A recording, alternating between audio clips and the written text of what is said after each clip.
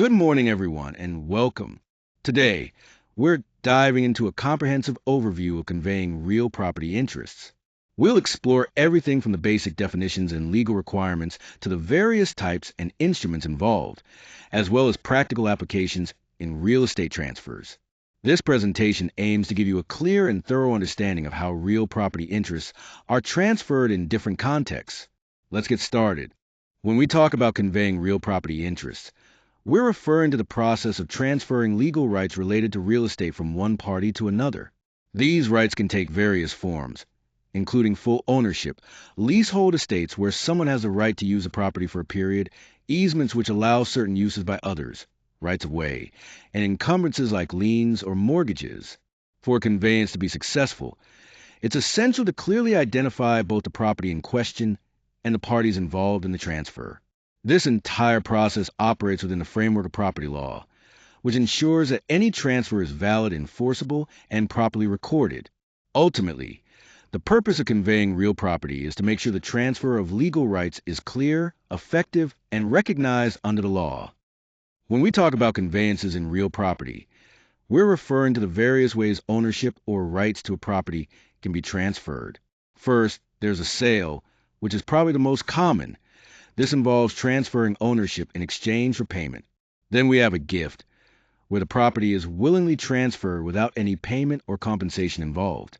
Moving on, foreclosure happens when the property owner defaults on their debt, causing the property to be transferred to a creditor or sometimes a third party.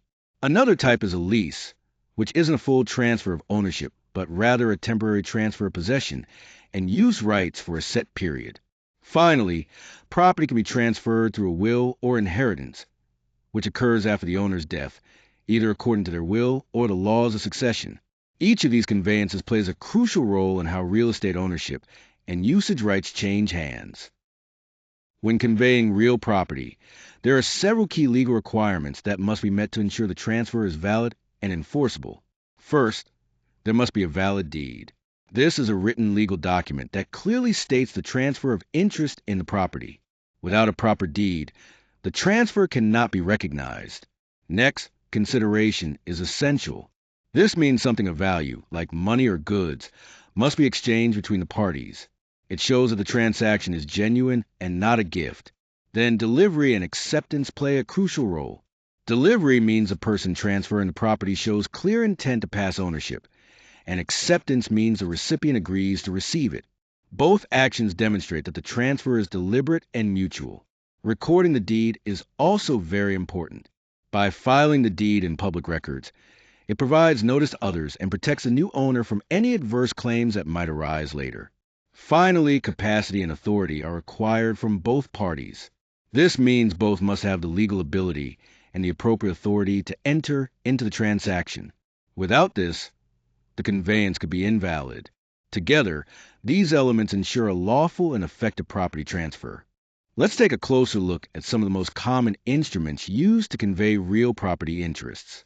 First, the warranty deed is a key document that guarantees the title is clear, meaning it's free from any defects or claims from others. This provides the buyer with a lot of confidence. Next, there's a quitclaim deed, which is quite different.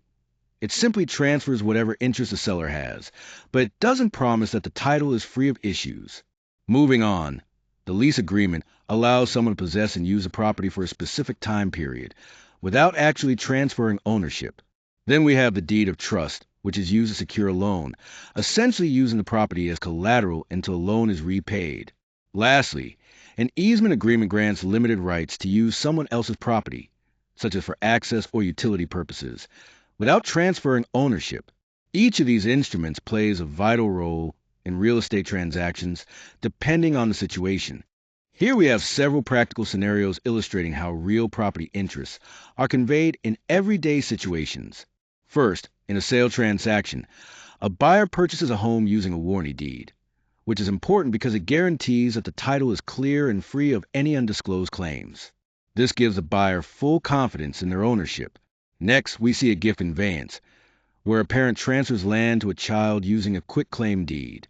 This type of deed doesn't involve any money and provides only the interest the parent currently has, which can be useful in family situations, but carries less protection for the recipient. Then we look at a lease agreement, where a tenant is given possession of a property for a fixed period, such as 1 year. Here, the tenant has the right to use the property, but ownership remains with the landlord. Foreclosure is another key example, where a bank takes ownership of a property after the borrower fails to make mortgage payments. This process transfers ownership to the lender to recover the debt. Lastly, an easement grant allows a utility company to have a right of way across private property, which means they can access the land for specific purposes like maintaining power lines, without owning the property itself. Each of these scenarios highlights a different way property interests can be legally conveyed or transferred.